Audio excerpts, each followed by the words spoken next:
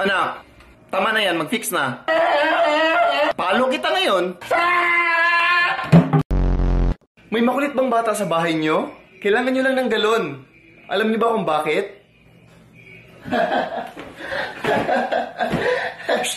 Huwag kang makulit. Hindi na siya makulit. Tol. Tol, tulog ka, tol. Tol, tulog ka. Tol. Tol, tulog ka, tol. Tol, tulog ka. Tol, tulog ka, tol. Tol. Tulog ako kanina, hindi na ngayon. Kung sumagot ka na lang sana sa una kong tanong, edi sana tulog ka pa ngayon. Siya pa yung galit. Anak, ba't ang bait mo?